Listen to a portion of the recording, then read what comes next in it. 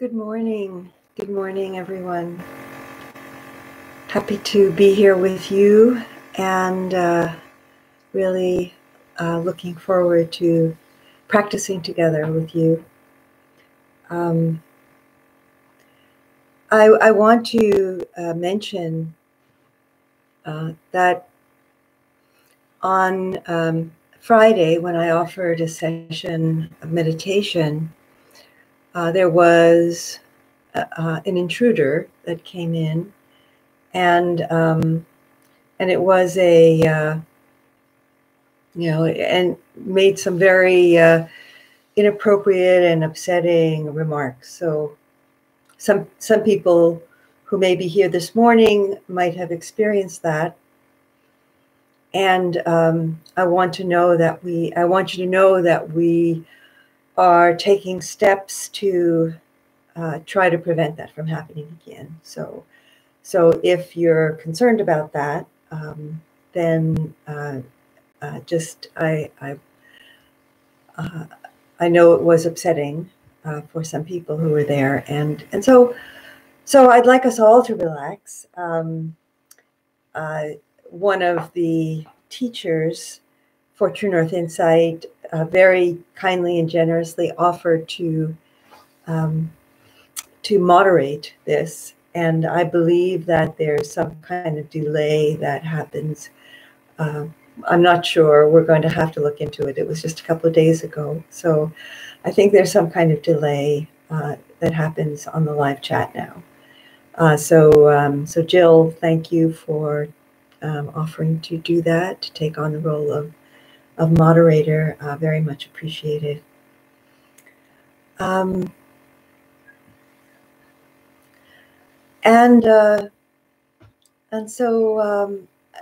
I'd like to share with you some things that I've been reflecting on.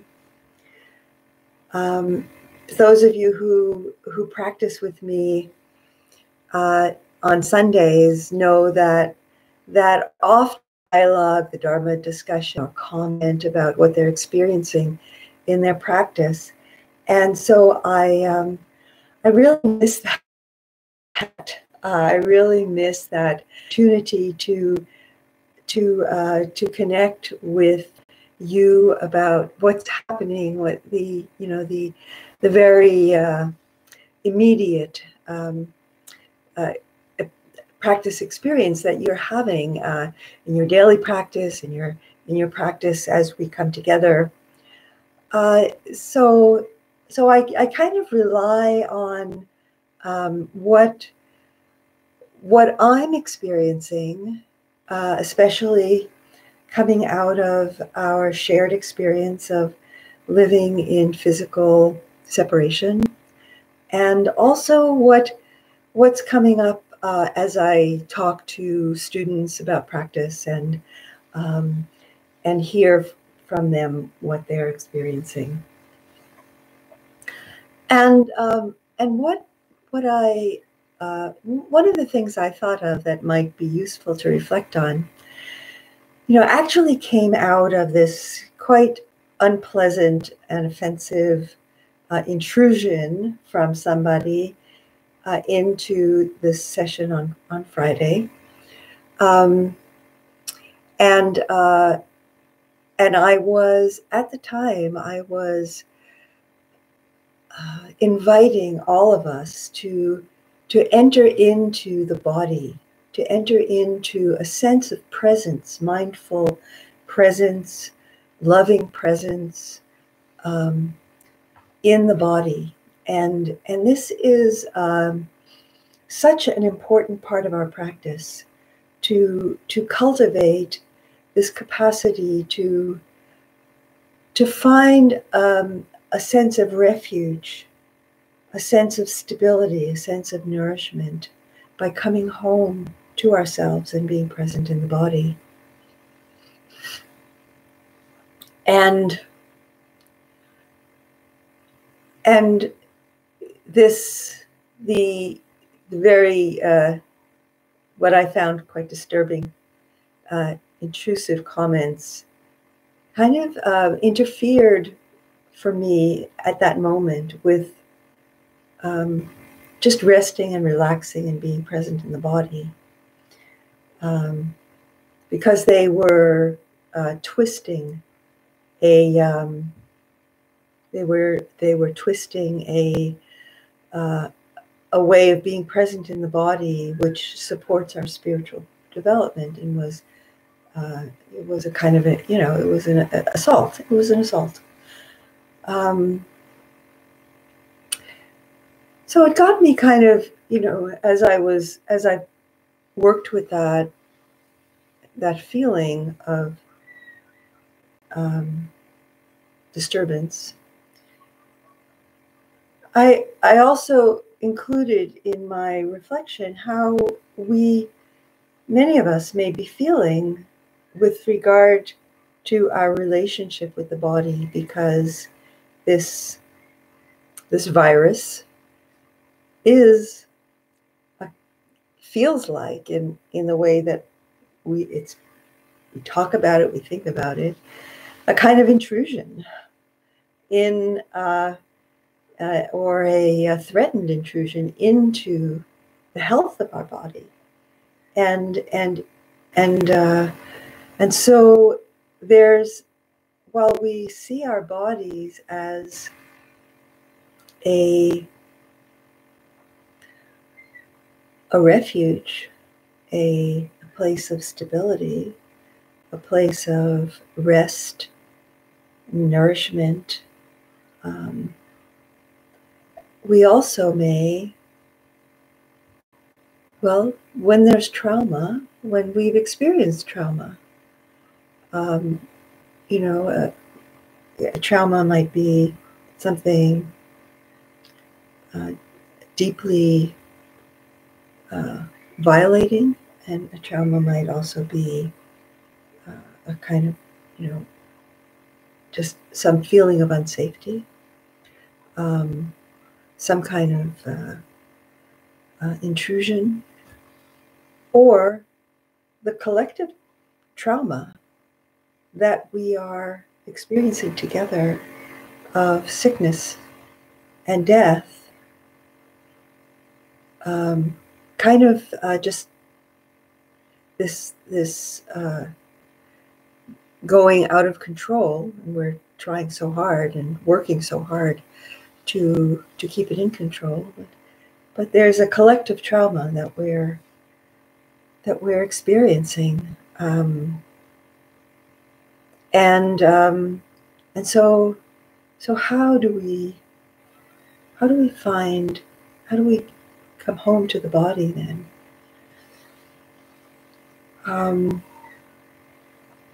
And do we feel perhaps there's an obstruction? Do we feel that it may be unsafe? Do we feel that that there may be a distortion of how we relate to the body? So so I've been reflecting on this within myself, and so I'm I don't feel that I can say this is the way, I have a formula, but it's an invitation to explore, as I am doing. And first of all, what is really important is to acknowledge, to notice, to not deny or overlook if there is some feeling of this is not safe, or this feels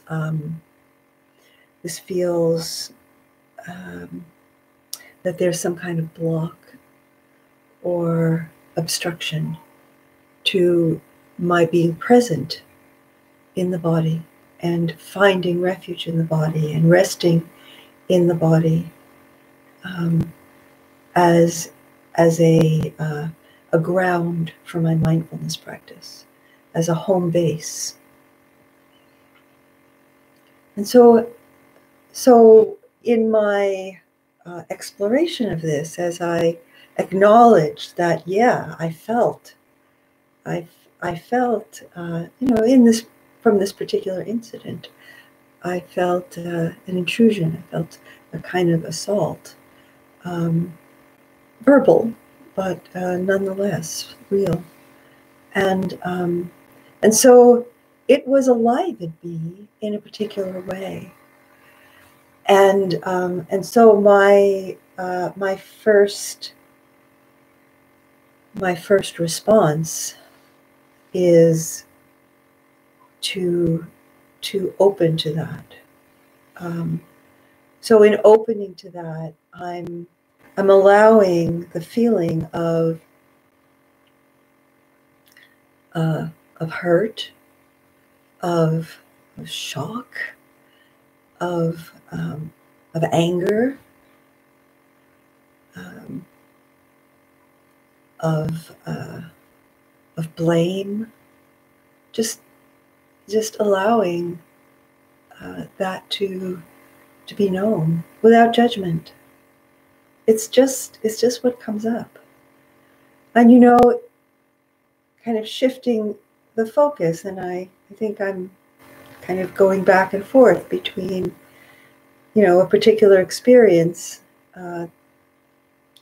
unfortunate experience, and also what we may be experiencing coming from our collective, it may or may not be trauma, but it's there's a feeling of threat and unease, and it's difficult.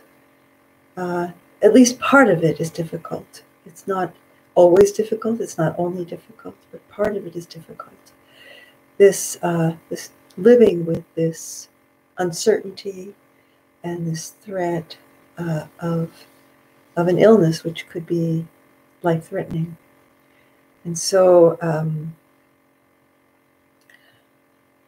how do we relate to the body in this? Does it, so asking, investigating, is this affecting how I feel in my body? Is there some sense of, that I'm holding myself on guard, or am I blaming? So blame. You see blame coming up from time to time in the way that people relate. Blaming about, you should have done this, and we could have done that, and some of the criticisms have some, they have an element that we could learn from that, and we could learn from our experience, and some of the elements are pointing a finger really unreasonably, and just coming out of anger and fear. And so there's a discernment that we need to cultivate about, is there some need for accountability, or is there just a kind of a pointing the finger in blame because we feel frustrated, we feel angry, we feel disempowered, we feel threatened. So the body is our ally in discerning what is our response? What's happening? Our body is to welcome whatever is coming up as in our hearts, in our minds, not getting into a story about it could have been this and it should be that, and in the future, in the past, and so on, but more really grounded in what are the the energies, the emotions that are alive in me in this moment. And so the quality of spaciousness and equanimity are so important in allowing ourselves to open the door, to welcome, as Rumi says in his poem, The Guest House. Welcome and invite them all. So open the door and greet each one with each experience, each emotion with kindness and interest. And so in that space of welcome, in that space of awareness, which we provide by mindfulness in the body, there is this quality of warmth. There is an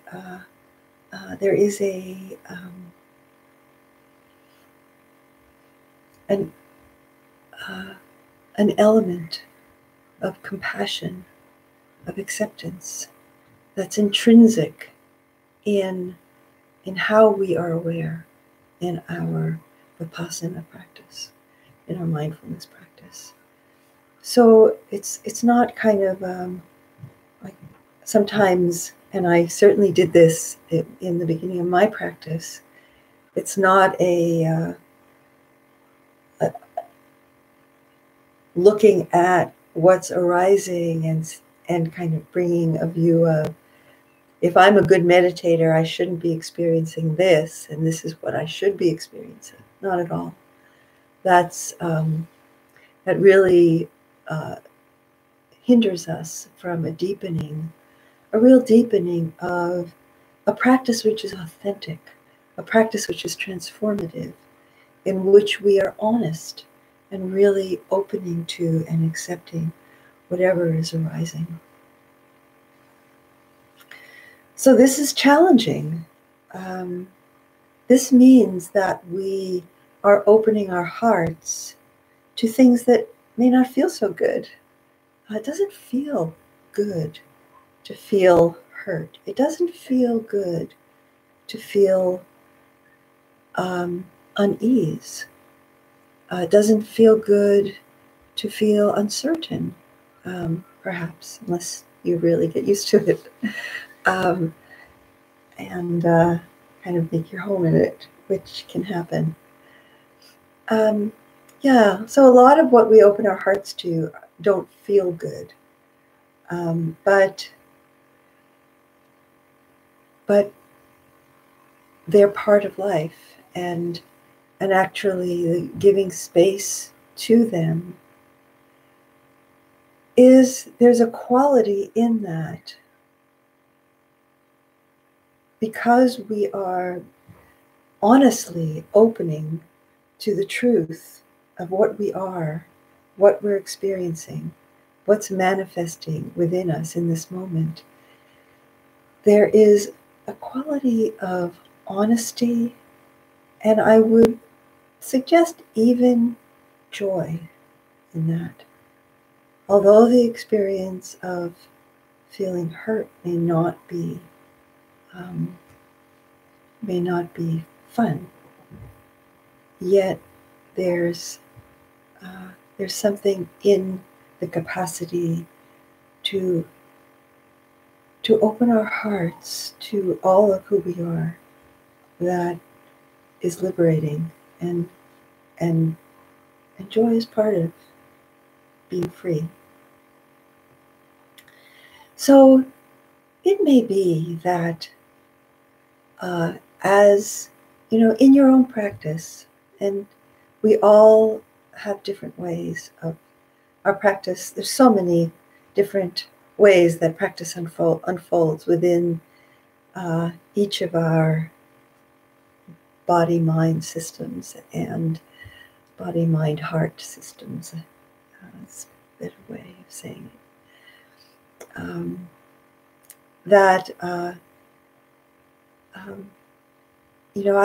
when I give instructions, I will always say, and if this isn't working for you, and if it feels too overwhelming, and if you feel that there's too much of a block, or or maybe you can dip into it, touch into it, and then come back.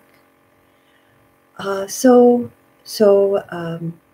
just giving yourself that freedom to find your way of welcoming what is manifesting in this moment within your heart.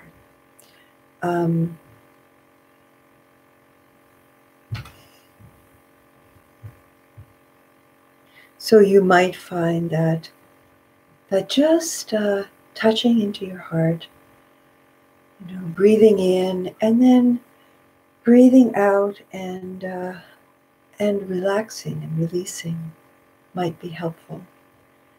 You might find that feeling your body sitting and finding some touch points, such as your feet and your hands touching resting on your thighs, or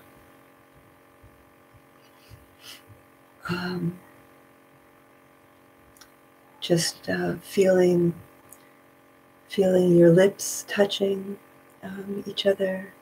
Just finding a few little touch points on your body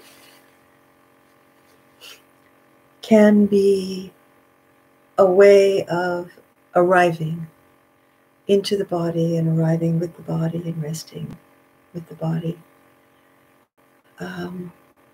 So I really encourage you to be gentle, and like gentleness, and then the balancing part of that.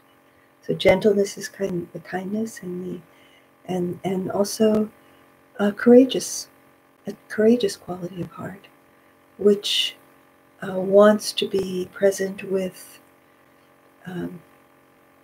all that is happening, all that is manifesting moment by moment to the best of my ability.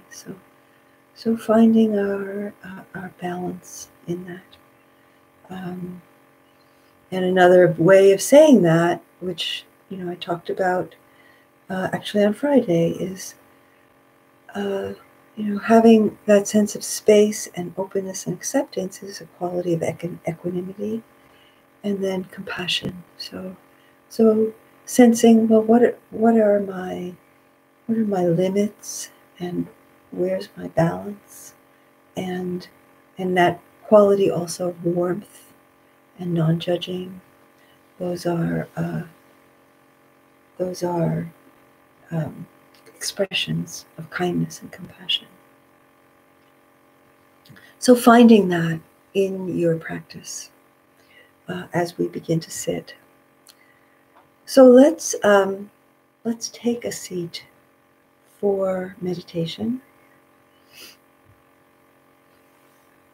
and I invite you to take a position that is supportive to you. So you might want to not be in relationship to the computer, but just even turning away from the computer for the time of our sit, and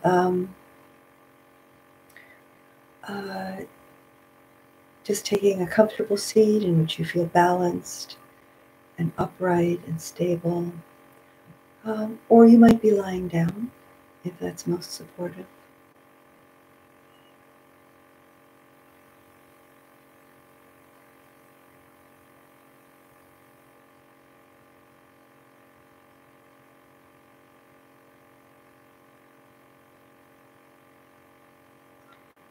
As we begin, we can just feel the space around us. Perhaps sounds are coming and going.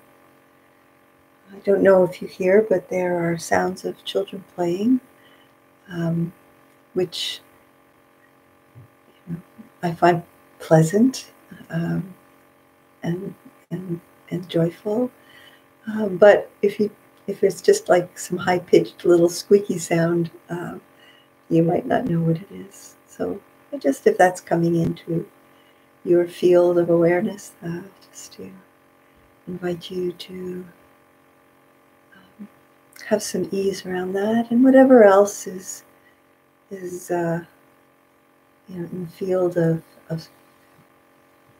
sound, in the field of maybe if there are other people present in your space, if you don't have a door to close in your space, and there are people walking around in your space, just be at ease with that. Allow the heart to relax, accept, have a quality of kindness and welcome.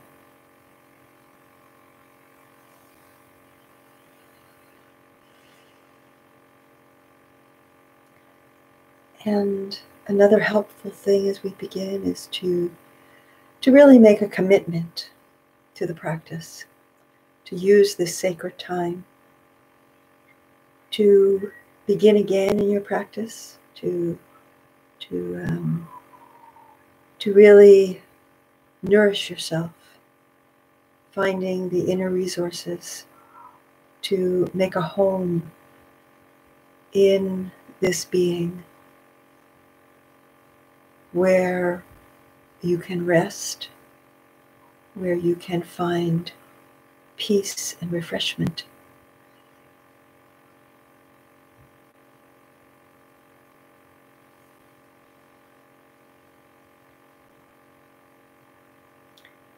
So as we begin,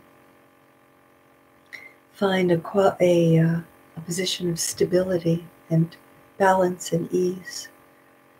And at the same time, an energy and alignment of the spine, lifting from the base of the spine through the crown of the head.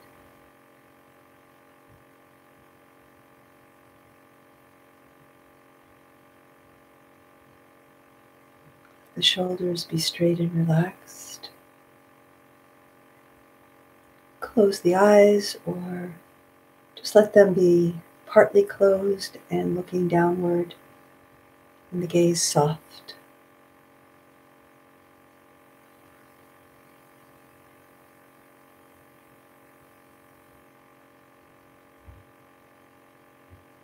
And lightly scanning the body, we can invite the whole body to relax, beginning from the top of the skull. Be relaxed, open, and present. So noticing if there are certain sensations present, noticing the quality of energy, skull, forehead. Noticing if there's any contraction, tightness in the jaw, the eyes, the lips. Inviting the body to relax. The sides of the neck and the back of the neck and the throat. Notice if there's tension. And so without being intent on that everything should relax completely, but just offering an invitation. Excuse me.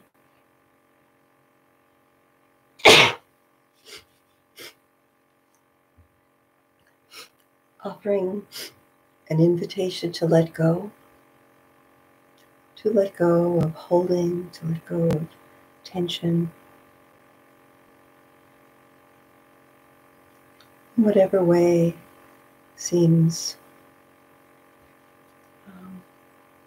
to be within reach, within realm of what's possible. So relaxing the shoulders, feeling the shoulders, the arms, the hands, letting them rest in a position that is comfortable, folded in the lap, resting on the thighs, however it's comfortable for you. Bringing your mindful attention to the heart, noticing if the heart feels tight, armored, defended, and with kindness, using the breath perhaps, breathing into the heart and in the out-breath releasing the tension.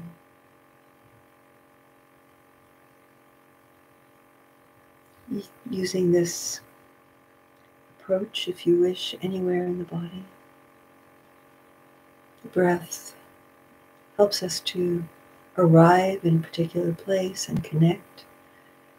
And the out-breath, the in-breath can help us connect, and the out-breath can help us release.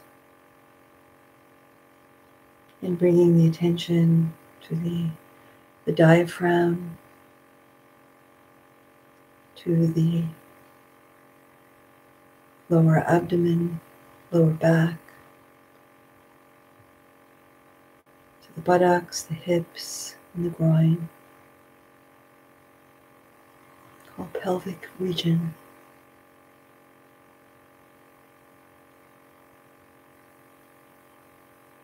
Feeling the whole torso of the body.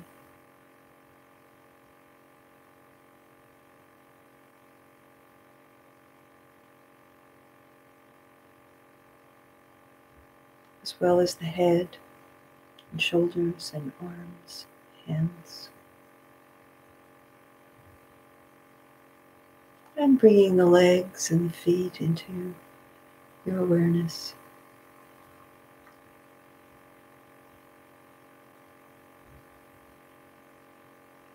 If there are places where there's perhaps some pain or soreness, tenderness,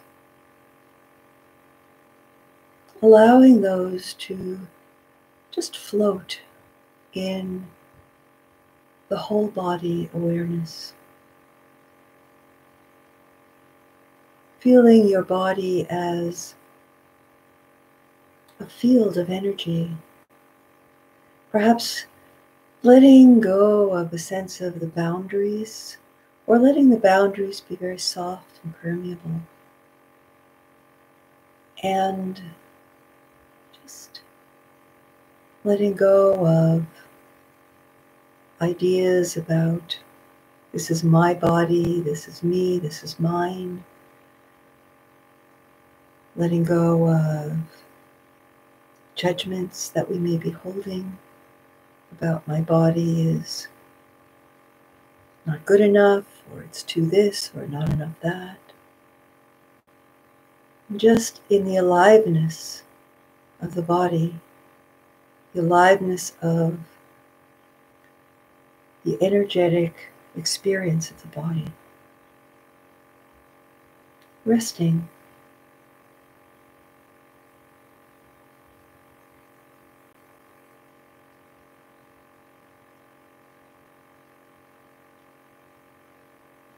You might notice the quality of impermanence, anicca, in Pali, the Pali word, teaching at the heart of the Vipassana teachings. So we can rest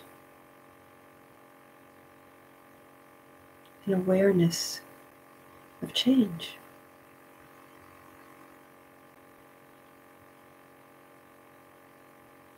And if that feels challenging, if it feels like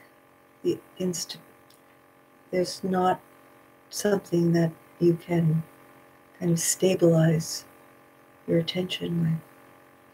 And you might just feel the breath, or you might feel the pressure of sitting or lying down, your body connecting with the earth.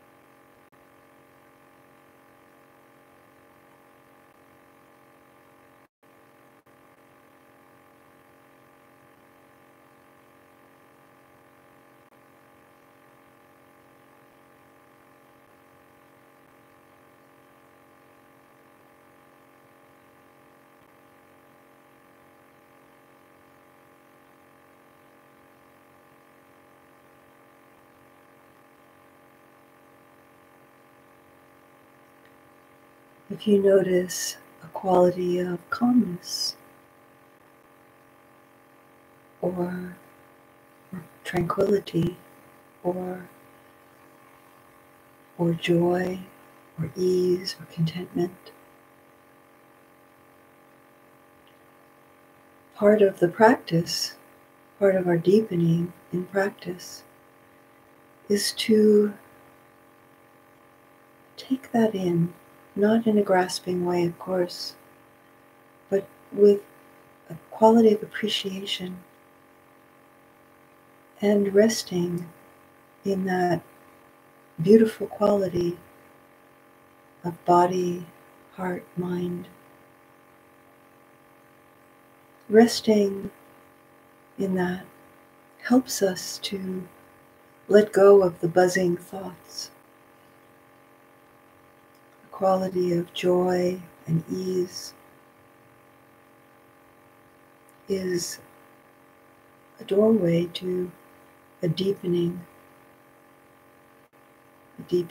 of letting go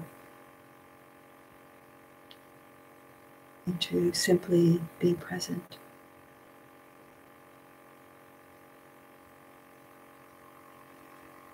So if you notice that particular place in the body, maybe as you relax the heart, you might feel a quality of ease, or maybe just resting the hands on the thighs and noticing the sensations might have a pleasant quality to it.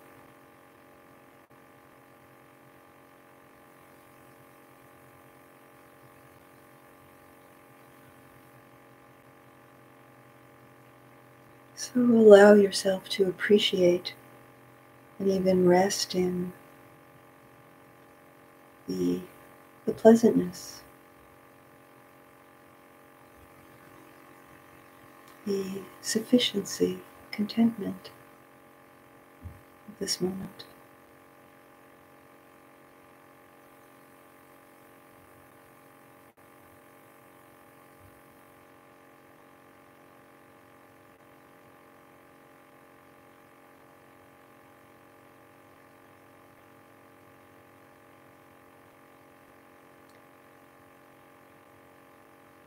And if there's disturbance in the mind, that's just what's happening. And so it's not that you're not good enough or you're not doing it well enough. That's just what the energy is that's coming up. So see if you can give space to whatever might be disturbing to just be without making it me or mine. So just give space to let that energy expend itself.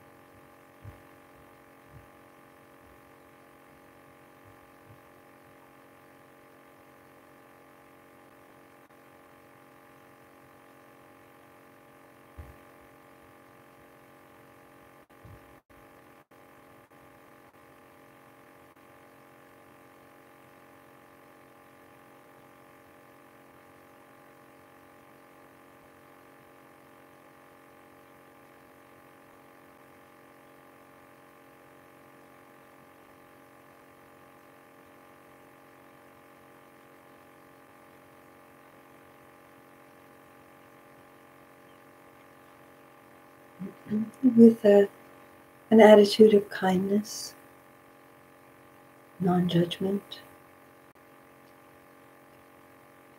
noticing if the mind has gotten caught up, gotten hooked in some past or future kind of thinking, or caught up in some mental state or emotion.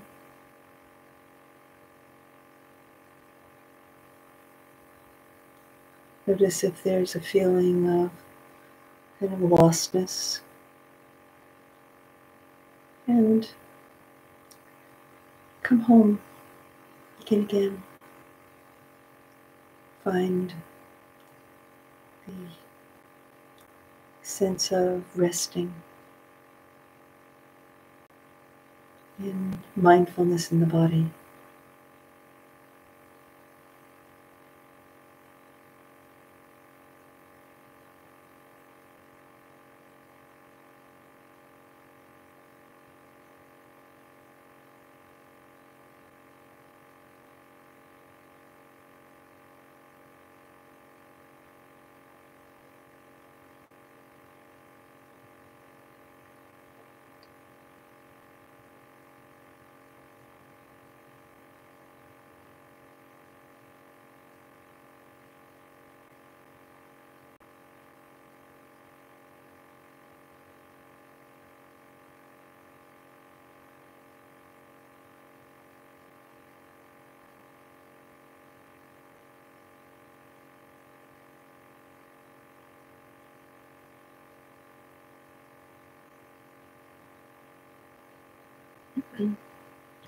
And so for the last few minutes of the sit, I'd like to offer a guided metta practice. Metta, or goodwill, or loving kindness, friendship, is something that is innate within all of our hearts. And when we connect to this innate quality, the capacity to care, capacity to wish well to ourselves and to others, in this way we cultivate it. We help it to grow stronger and increase. And this is a source of well-being and happiness for ourselves and others.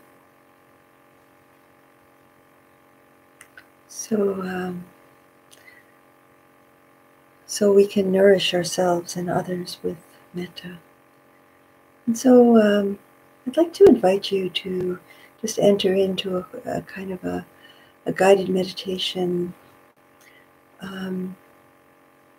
So imagine that that your breath is being sourced from within the heart.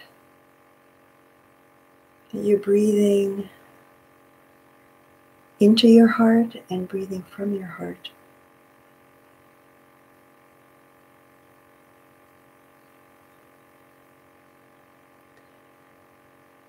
And as you breathe into and from your heart, invite this quality of kindness to just perhaps saying, if this is helpful, I care about myself. I care about those who are close to me. I want to be happy and well. I want others around me to be happy and safe and well, free from suffering. Or maybe not even using words, maybe just connecting with a quality of love and friendship as you bring to mind yourself, the goodness that you are, So not the things that you really want to change about yourself, but the ways that you are generous, the ways that you show others that you care, the beautiful ways that you are patient and try not to hurt others.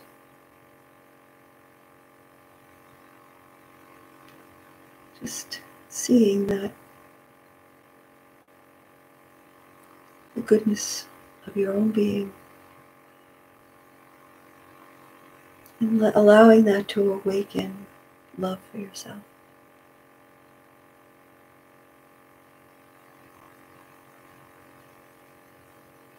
Breathing that through the whole body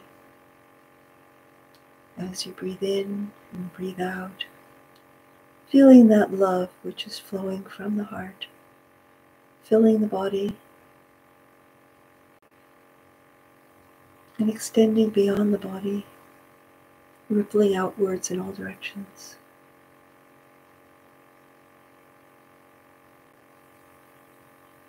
Perhaps as you breathe in and out,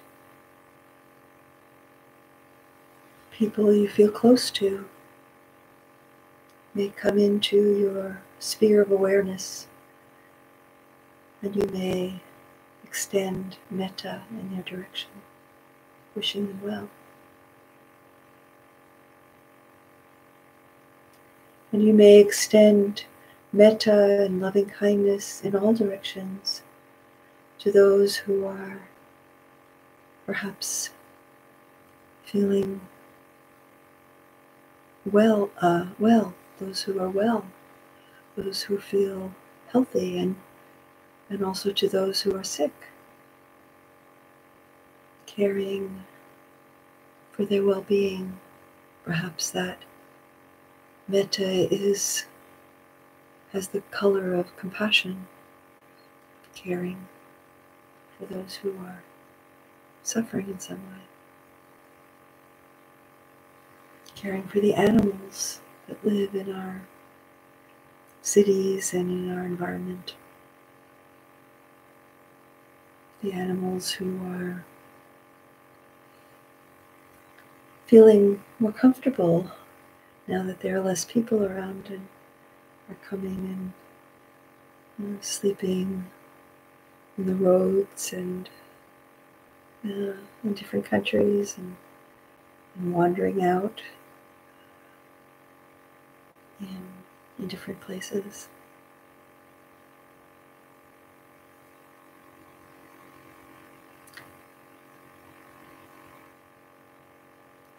Feeling less the human presence which impinges on them so much of the time.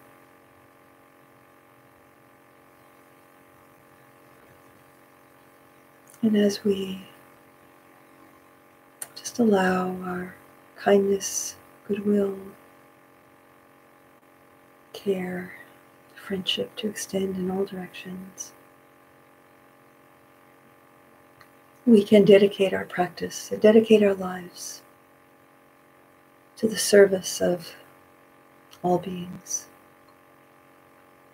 May our practice today and our lives, many ways that we bring mindfulness and virtue and kindness into our lives, serve the happiness, well-being, and liberation of all beings.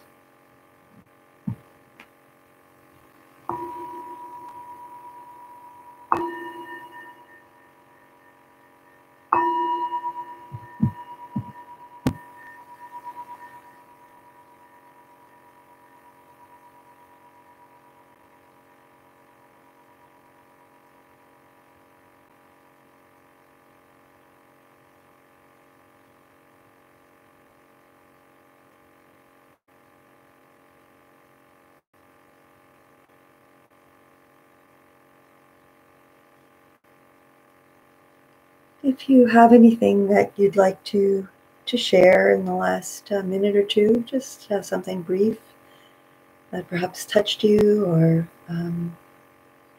you noticed, I'd like to invite you to do so. I'd like to also thank you so much for being present at this sitting. It was it was really good to be with you. It brings me so much joy to have this sense of connection with you all, and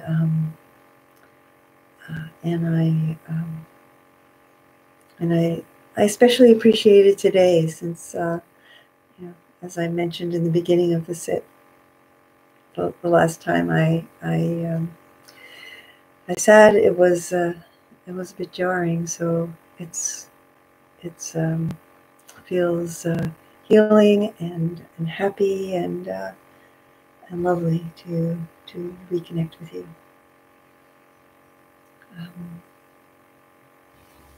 So I hope that you really enjoy seeing the flowering of around us, flowering of the buds opening, and the crocuses and hyacinth and daffodils starting to come out. So the flowering perhaps that's happening in your heart.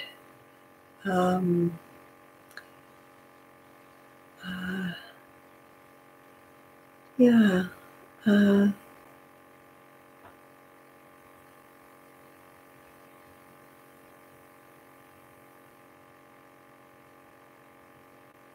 So yeah, somebody just mentioning hope, and is it part of the Buddhist teachings? Because in a way that it has a sense of the future.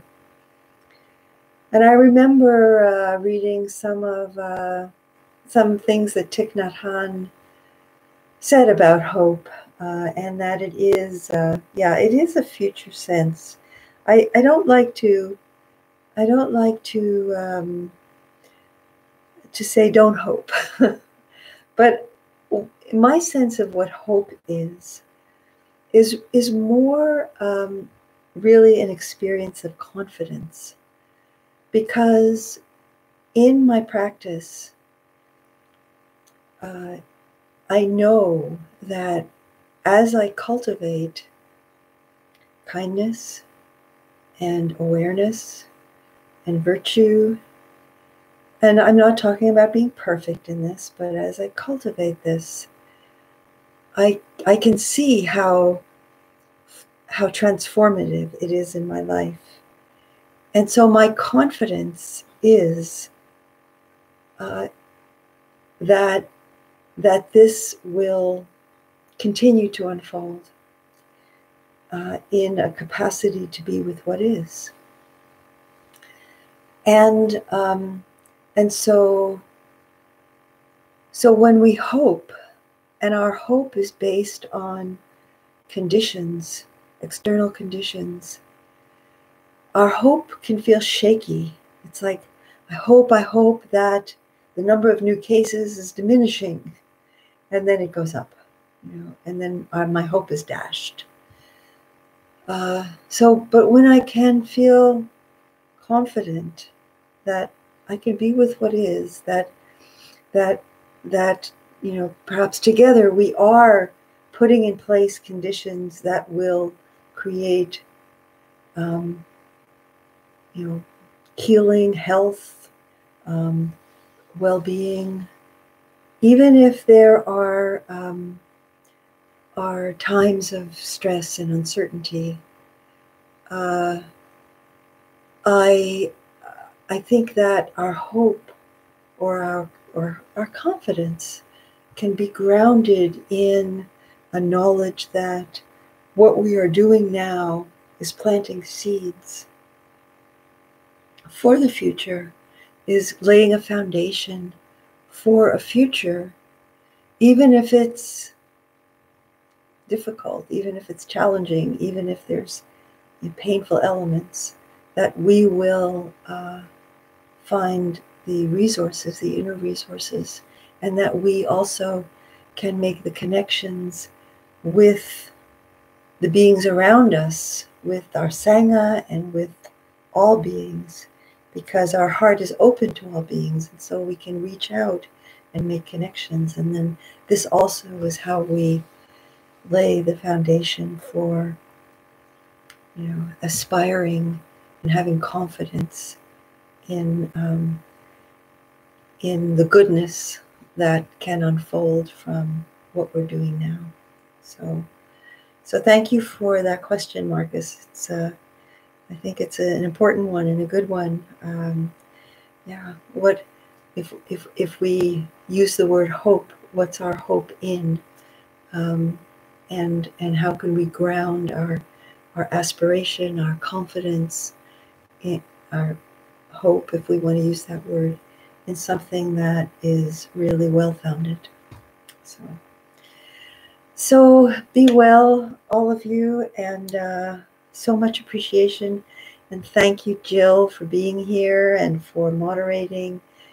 It was such a kind offer, because I know that you have also a lot that you're doing. So it really did help me to be fully present, to just offering the teachings and being and connecting with those who are gathered. So thank you. And thank you, everyone, for being here.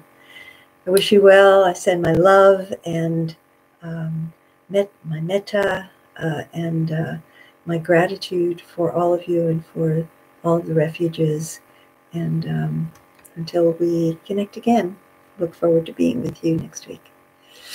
Bye-bye.